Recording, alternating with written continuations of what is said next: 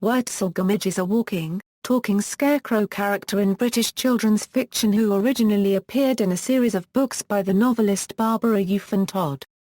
The books were adapted for radio and television a number of times, most successfully with former Doctor Who actor Jon Pertwee taking the lead role from 1979 to 1981 in the ITV series Worzel Gummidge, originally produced in the UK and later in New Zealand.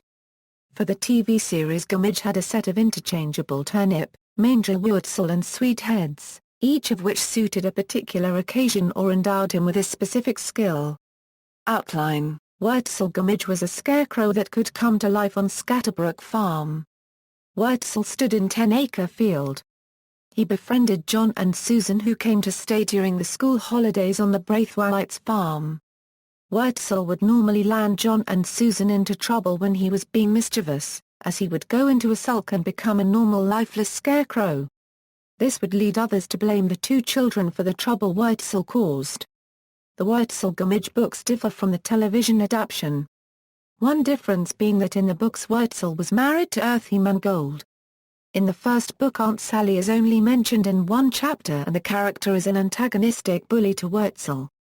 For the television adaptation, Worzel had a collection of interchangeable heads. In the books, the maker of Worzel Gummidge and other scarecrows is not named as the crowman, but is described as mysterious creator-like figure.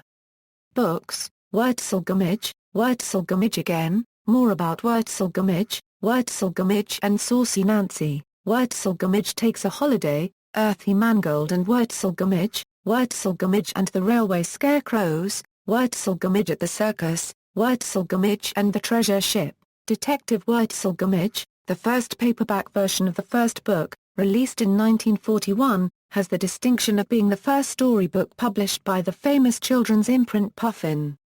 Adaptations. Children's Hour The first broadcast with Worzel was before World War II on the BBC's Children's Hour.